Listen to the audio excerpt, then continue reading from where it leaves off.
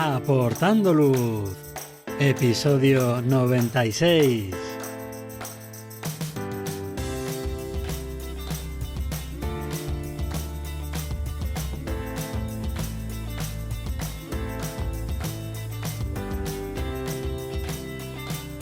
Hola, ¿qué tal? Bienvenidos a este nuevo episodio de Aportando Luz, el podcast en el que hablamos de fotografía nocturna, su técnica, consejos y equipo. Soy Javier Rosano, fotógrafo especializado en fotografía nocturna. Os recomiendo que os paséis por mi web, javierrosano.com, donde podréis ver mis últimas fotografías, el blog con consejos y fotografías nocturnas explicadas, y podréis también acceder a la formación online. Tenéis disponibles cursos para aprender la teoría, la iluminación, la composición o el procesado en fotografía nocturna. Pasad por la web y echad un vistazo a los cursos. En el episodio de hoy hablaremos del flujo de revelado y resolveré también vuestras dudas de fotografía nocturna. Pero antes os tengo que hablar de Move Shoot Move, que es el patrocinador de este episodio, y por si no los conoces, Move Shoot Move es una marca creada por astrofotógrafos que principalmente se dedica al diseño y venta de trackers ligeros. Es una marca que tiene ya mucha experiencia en el mercado de los trackers y que varios de sus embajadores han pasado por el podcast. Recientemente lanzaron al mercado un nuevo tracker, el Nomad, un tracker muy pequeño y ligero y que mejora a la conocidísima MSM Rotator en varios puntos, como la mejora en las diferentes sujeciones, tanto con la zapata integrada en el propio cuerpo del Nomad, como en la sujeción de la rótula sobre el tracker o también del propio puntero láser, de forma que se reducen las posibles holguras o movimientos indeseados. Se ha reducido también el tamaño y el peso, pero sin embargo soporta una mayor carga, así que podemos ir más allá del uso de grandes angulares y hacer también fotografía de cielo profundo. Además, se ha simplificado al máximo su configuración con un único interruptor para escoger el hemisferio y apagarlo, y no tiene más. Y el botón de encendido tanto del tracker como del láser se ha rediseñado para evitar encendidos accidentales.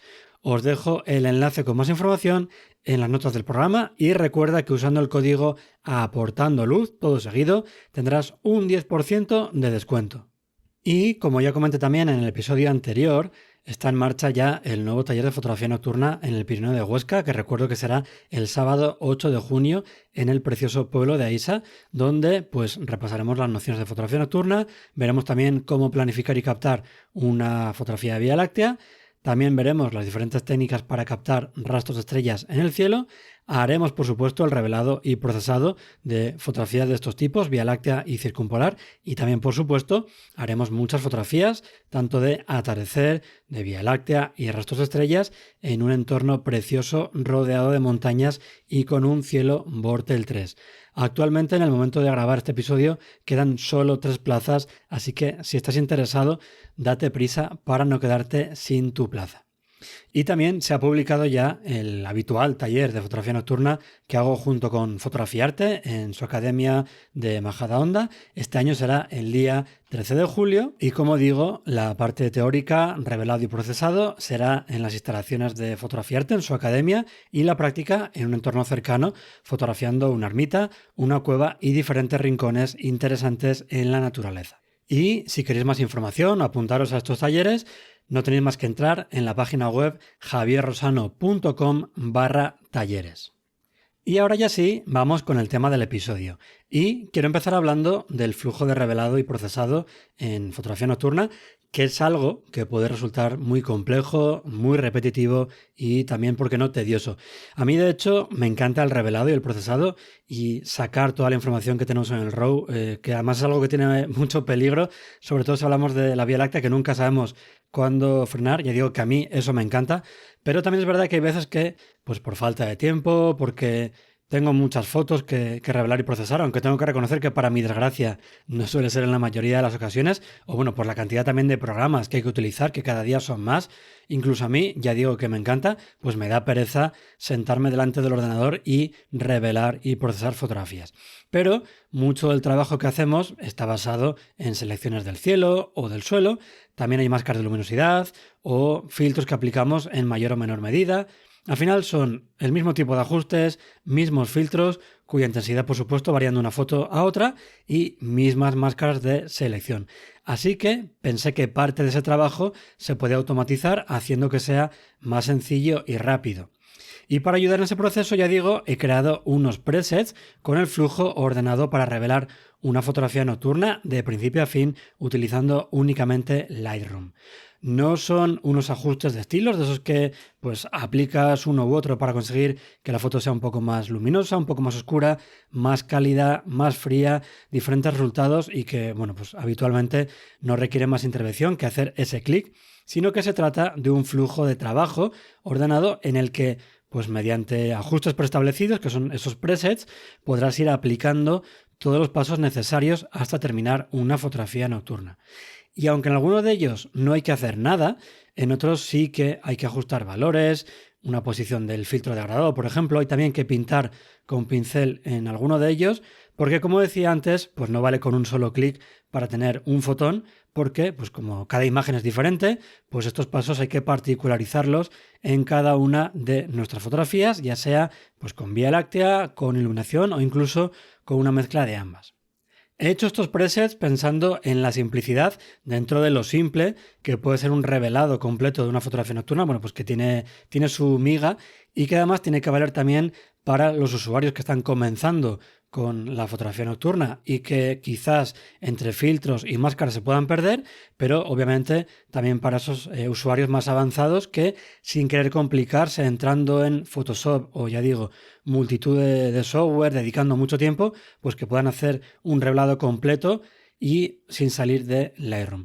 Pero como digo, eso no quiere decir que estos ajustes vayan a ser básicos, sino todo lo contrario. De hecho, se aplicarán máscaras de luminosidad, hay también selecciones del cielo, rangos de color para modificar los ajustes de manera precisa, pero todo eso se genera automáticamente en cada paso cuando sea necesario.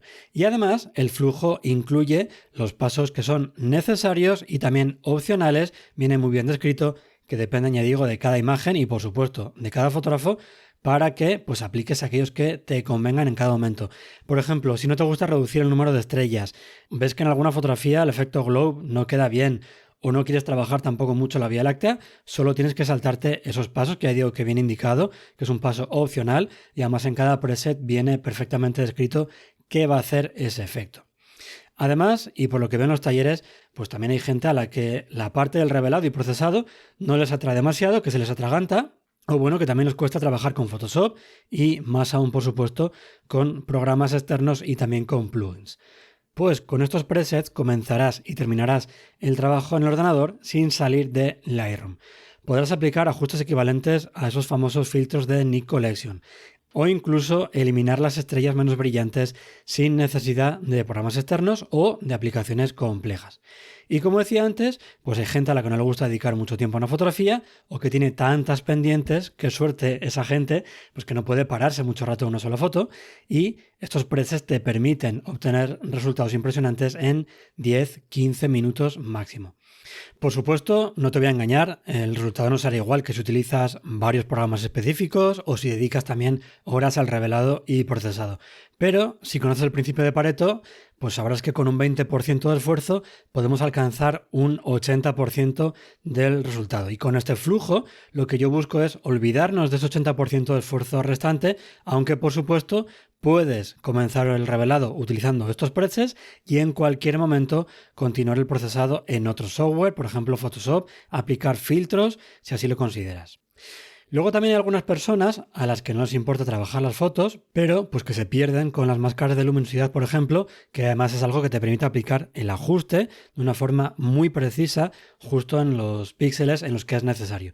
Pues si eres así, no te preocupes porque estos presets, como comentaba antes, incluyen las máscaras necesarias sin que tengas que preocuparte por las técnicas avanzadas que tengo que seleccionar, qué máscara es, cómo tengo que ajustarla. Ya digo que aquí viene todo predefinido.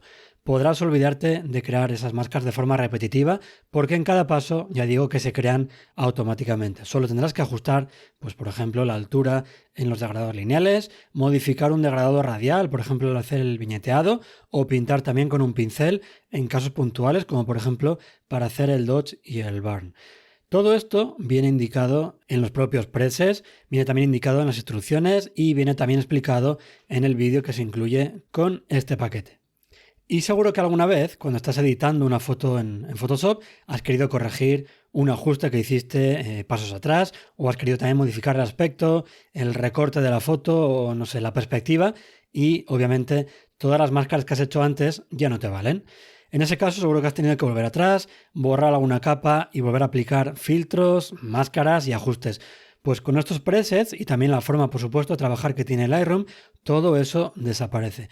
Podrás hacer ajustes sin miedo, sabiendo que puedes revertirlos fácilmente y que, aunque estés en el último paso, podrás volver al primero sin ningún problema. O incluso, si, no lo sé, te has equivocado al hacer el recorte, quieres ampliar un poquito más el encuadre, o te das cuenta que la perspectiva no está bien corregida, puedes modificarla en cualquier momento y todas las máscaras se van a actualizar.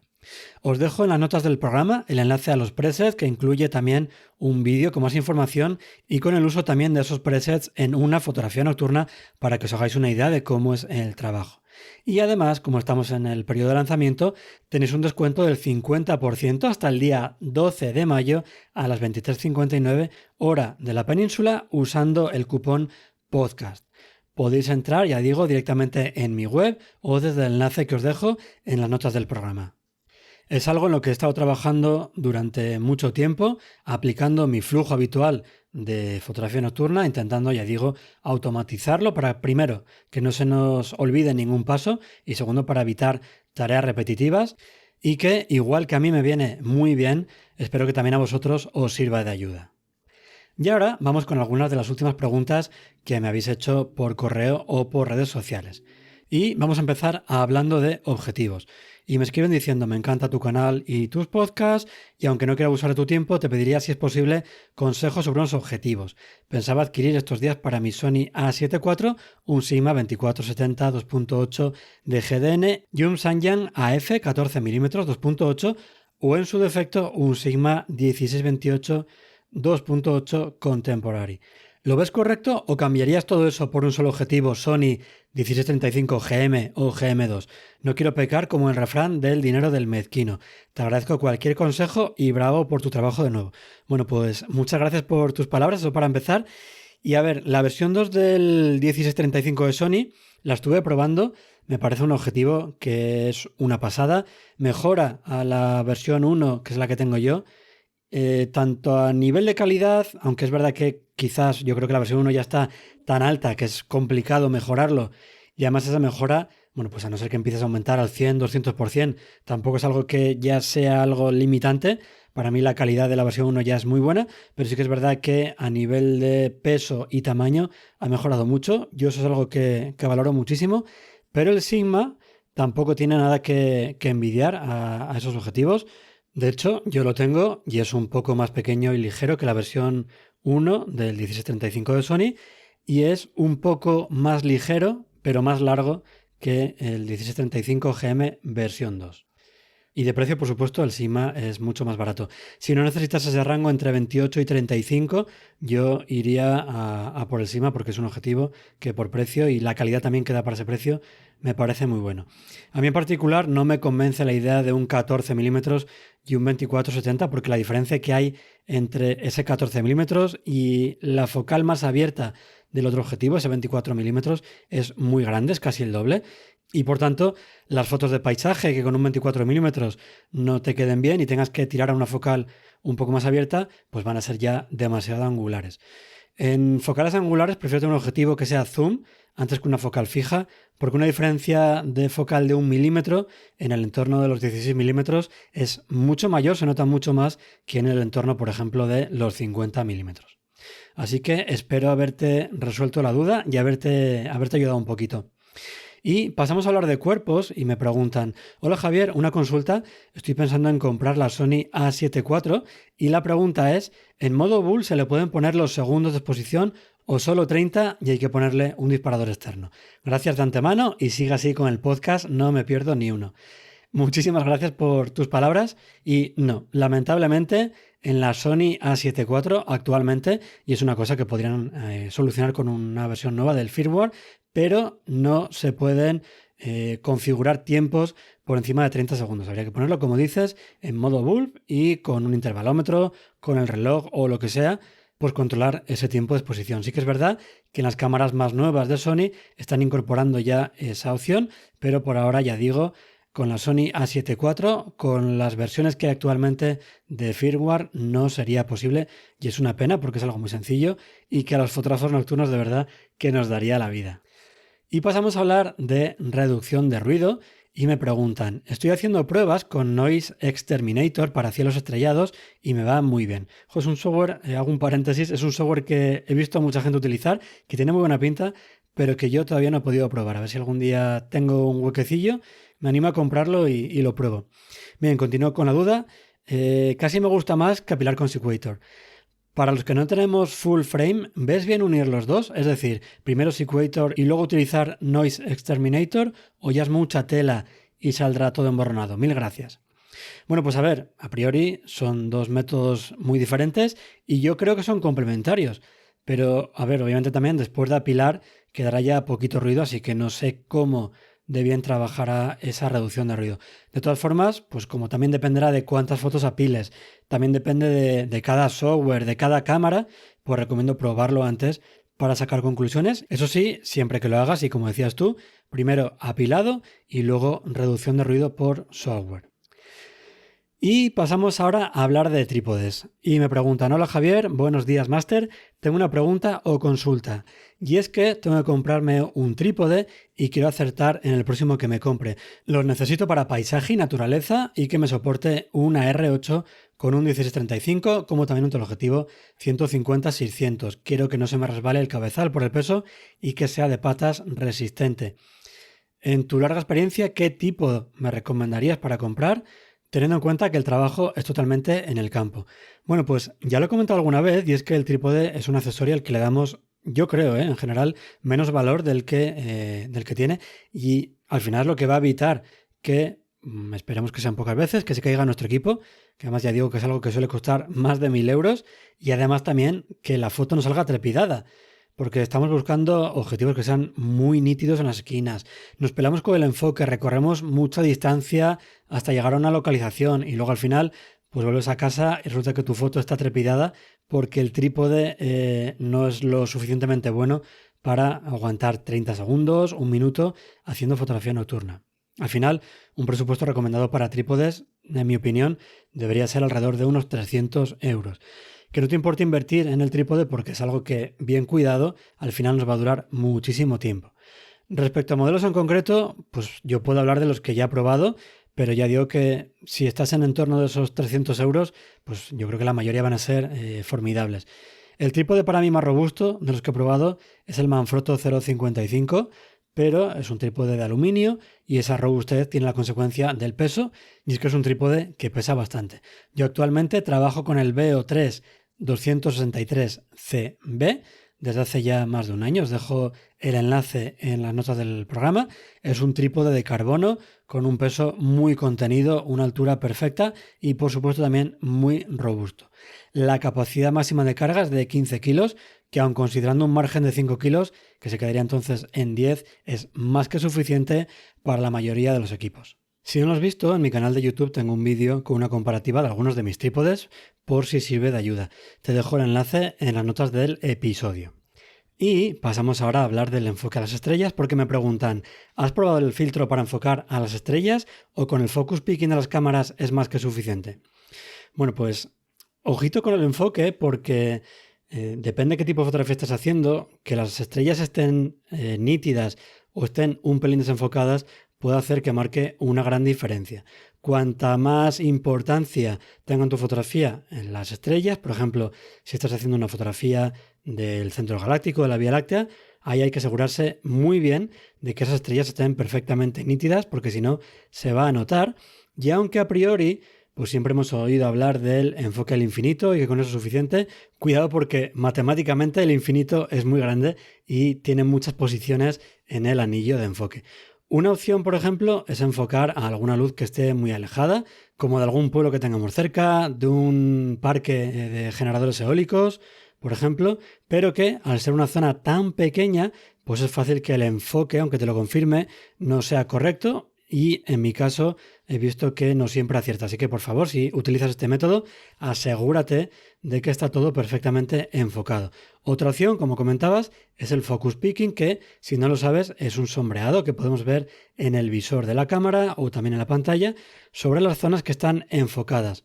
Es un método que es muy efectivo, sobre todo cuando hacemos el enfoque en una estrella grande o en un planeta, y si además, junto con esa ayuda del focus picking, hacemos que ese punto en el que estamos enfocando, una estrella, planeta, lo que sea, pues que sea lo más pequeñito posible. Eso nos asegura que está perfectamente enfocado. El problema es que hay veces que no es sencillo encontrar ese punto correcto de enfoque y pues el problema, el error de enfoque no lo detectas aunque amplíes la foto en la pantalla de la cámara. Y no es hasta que la ves luego en el ordenador, que obviamente ya es tarde, cuando ves que no están correctamente enfocadas.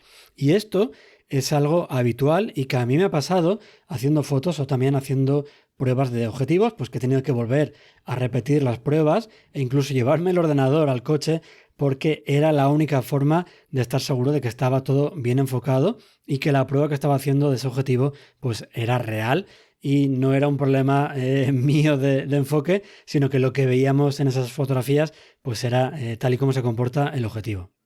Y luego también está la opción de esos objetivos que tienen un botón preconfigurado para distancias de enfoque. Tú coges el objetivo, sales una vez al campo, enfocas las estrellas, guardas esa distancia de enfoque en la memoria del objetivo, luego en casa, por supuesto, te aseguras de que es correcto, de que las estrellas están nítidas y ya sabes que siempre pulsando ese botón el objetivo se va a ir a esa distancia en la que las estrellas están perfectamente enfocadas. Por ejemplo, también, si no quieres perder una noche, puedes probar en casa desde la ventana enfocando a alguna farola que esté muy alejada. Cuanto más alejada mejor, o incluso, ¿por qué no?, alguna estrella que se pueda ver desde tu balcón o desde tu ventana, o incluso un planeta que suele ser más brillante. También algunos modelos de cámara que tienen un enfoque automático a las estrellas, pero bueno, si no tienes ese modelo en concreto, este consejo obviamente no sirve de nada.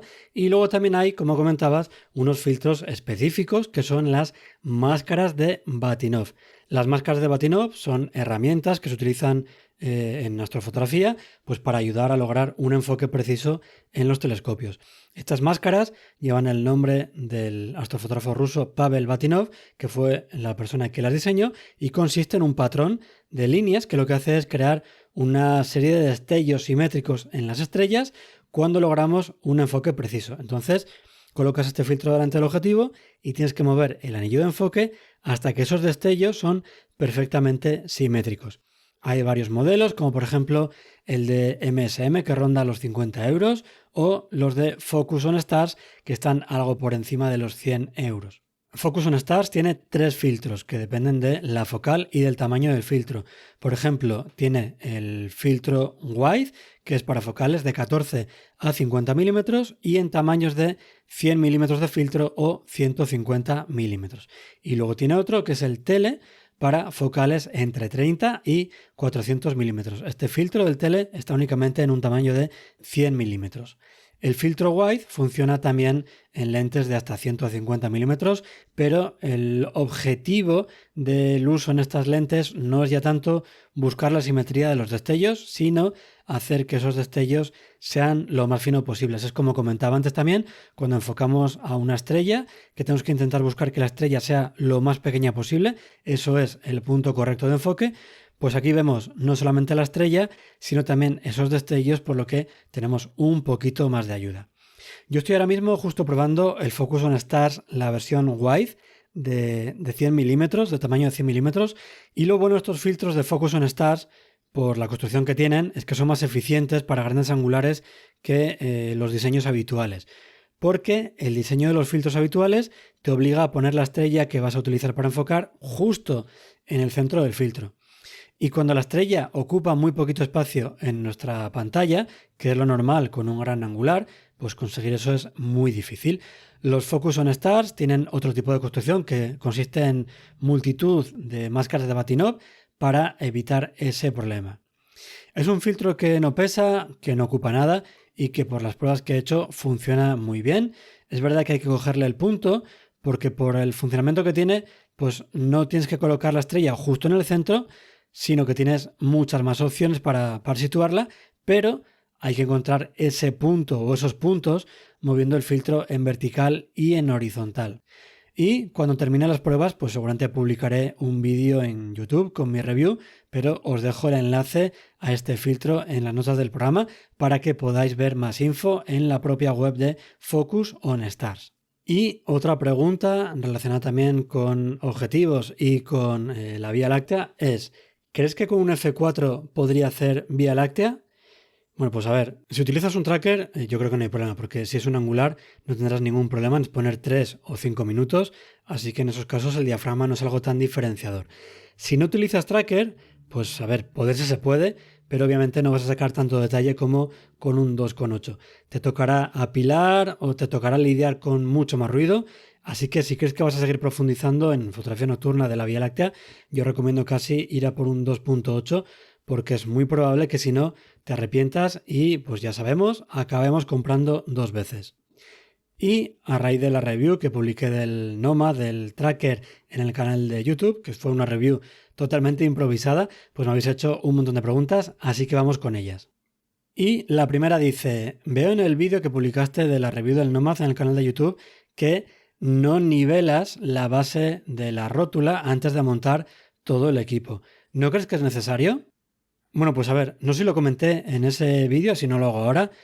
Es importante que el trípode esté más o menos nivelado, pero no tiene que ver con el tracker, porque esto aplica también cuando hacemos fotografía nocturna de cualquier otro tipo. Pero ya digo, no por el tracker en sí, sino por intentar que el centro de gravedad de nuestro trípode esté lo más centrado posible para que pues, se mueva lo mínimo posible. Totalmente nivelado, totalmente horizontal, no hace falta estar. No estamos trabajando con una montura que trabaje en 2 ejes, no estamos trabajando con un tracker tipo Benro Polaris, en el que entiende que su base está totalmente horizontal y lo utiliza para moverse por los diferentes objetos del cielo. Aquí no. Aquí nuestro tracker únicamente se mueve en un eje, por lo que con tal de que, ya digo, tu trípode esté más o menos nivelado, pero como decía antes, para que todo más o menos caiga dentro del centro del trípode y no se mueva mucho, no haya muchos momentos que se creen en, por ejemplo, la cabeza de la rótula y puedan introducir algún movimiento, alguna perturbación, pues más allá de eso no hay ningún problema. Porque de hecho, una vez que tú pones el tracker encima de la rótula, lo alineas con la polar, pero te da igual si la parte superior del tracker está apuntando hacia arriba, está apuntando un poco más a la derecha o hacia la izquierda.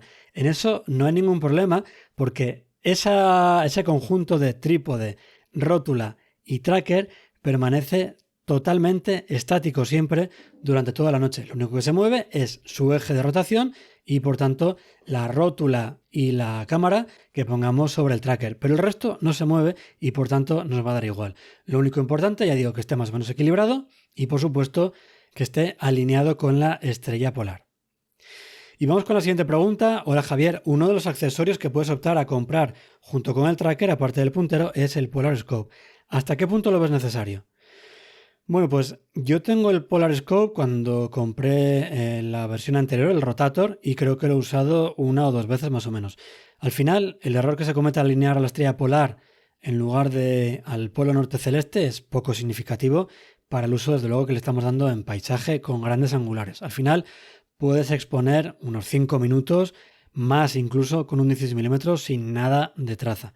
Y usando teleobjetivos, creo que hay otros problemas, más allá de cómo de preciso sea el alineamiento del tracker, como por ejemplo holguras en las uniones de un accesorio con otro, como la zapata con la cámara, o incluso un pequeñito temblor del trípode o del tele con el viento, que hacen que al final pues el error de alineamiento, como decía, sea despreciable. Ya digo, yo con el Nomad, alineando con el láser a la estrella polar, he podido hacer muchas fotos a 2 minutos. Es verdad que no todas salen perfectas, algunas salen con traza, pero más o menos, a ver, no sé decir un porcentaje exacto, pero un 50-60% de fotos con un 200 milímetros a 2 minutos salen con una traza muy, muy aceptable. En otros ámbitos, ya digo, seguramente sea imprescindible calibrarlo con el Polar Scope para justo que esté alineado con el polo norte celeste y no con la estrella polar, que hay una pequeña diferencia, pero para nuestro uso yo me iría a lo sencillo, que es utilizar el láser. Y vamos a la siguiente pregunta. Buenas, Javier. Llevo tiempo pensando en comprar el MSM y tengo varias dudas porque nunca he usado Tracker. He visto que en la página web hay varias opciones. Ya sabéis que tiene pues el kit básico, que es el Nomad con el puntero, Nomad puntero más rótula, Nomad más Polarscope, etcétera, etcétera. Y me pregunta, ¿qué me recomiendas? Yo tengo varios trípodes de K y F con sus respectivas rótulas. No sé si es necesario la del MSM o con las del propio trípode me vale. Y si es mejor la opción del Polarscope, el pointer, que es el puntero láser, las dos cosas. Bueno, pues respecto al Polarscope, ya lo he comentado en la respuesta anterior, yo tengo el Nomad con el láser y uso las rótulas que ya tengo de otros trípodes. La que soporta más peso lo que hago es colocarla sobre el trípode, sobre esa pongo el Nomad y sobre el Nomad coloco otra rótula más donde coloco la cámara o si voy a hacer una panorámica, pues una placa en V. De hecho, en la review que publiqué en el canal de YouTube se puede ver cómo es ese montaje.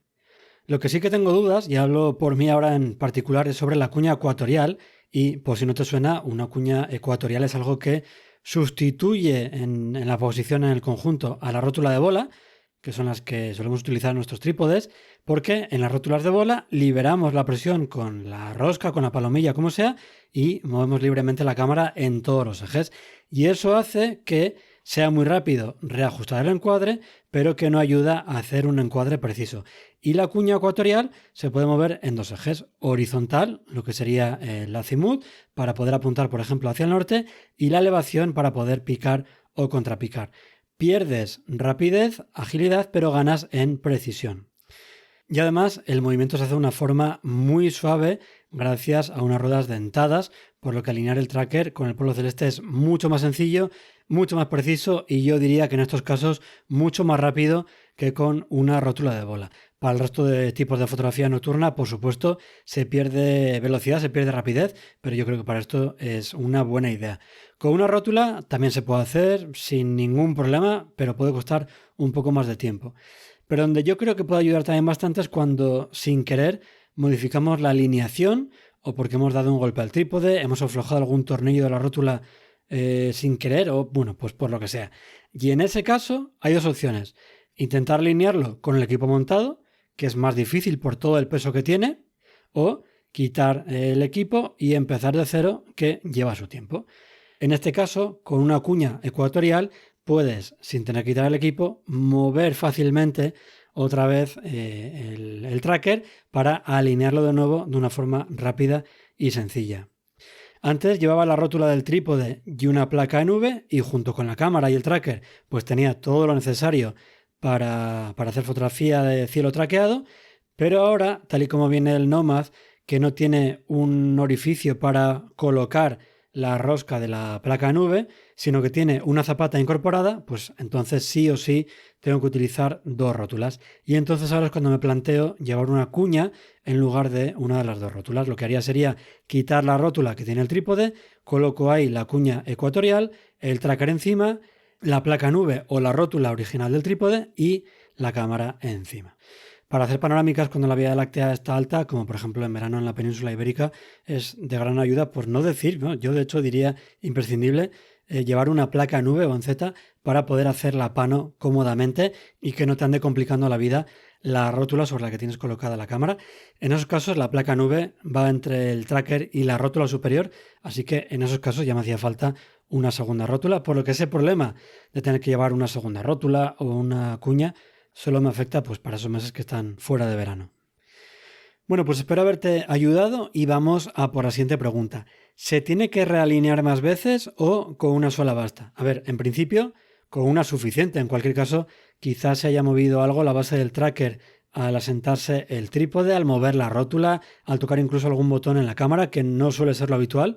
Y lo que yo hago es comprobar el alineamiento de nuevo, simplemente encendiendo de nuevo el láser y obviamente aprovechando algún momento en el que la cámara no molesta el láser, no interrumpa su trayectoria, o si no, pues inclino un poquito la rótula para dejar pasar el láser, me aseguro de que está todo correctamente alineado y de nuevo continúo haciendo fotografías nocturnas. Así que en principio, con una, a no ser que muevas el trípode, es suficiente.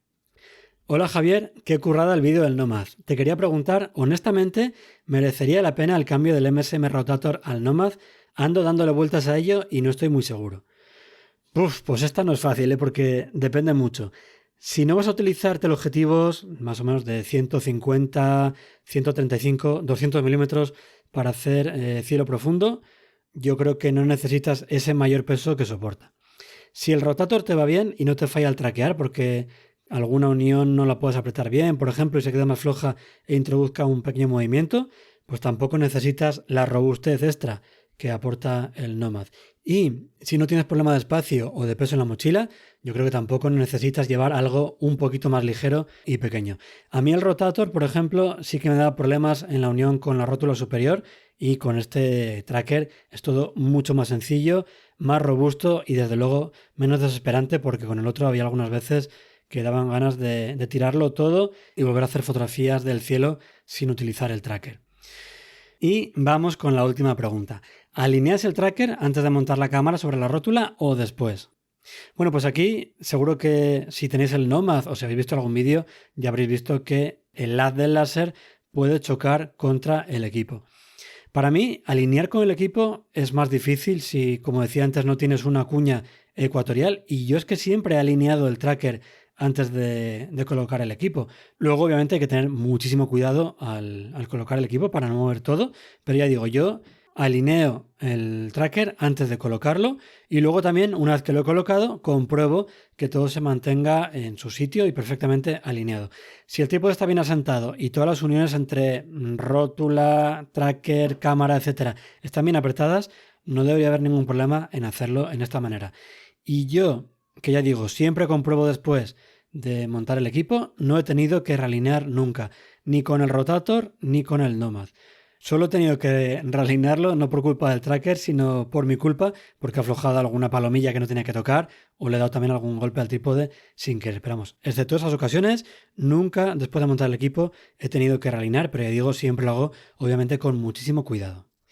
Bien, pues hasta aquí todas vuestras preguntas que me habéis ido haciendo, tanto de equipo en general como en particular del tracker a raíz de esa review que hice en YouTube. Espero de verdad haberos ayudado, no solamente a la persona que me hizo la pregunta, sino a todos los que estáis oyendo este episodio. Y antes de terminar, os recuerdo que cada semana publico en las stories de la cuenta de Instagram del podcast una selección de las mejores fotos que han utilizado el hashtag aportando luz, todo seguido.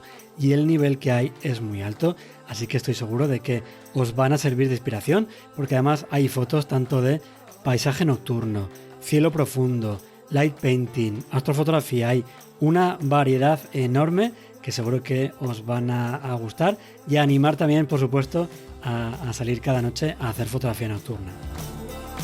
Ya hasta aquí este episodio en el que hemos hablado del flujo de revelado y sobre vuestras dudas de fotografía nocturna. Si os ha gustado este episodio, suscribiros para no perderos los próximos capítulos, y si queréis colaborar para que el podcast llegue a más gente, os agradeceré vuestros me gustas, valoraciones y comentarios. Muchísimas gracias por escucharme y por vuestro apoyo. Hasta el próximo episodio.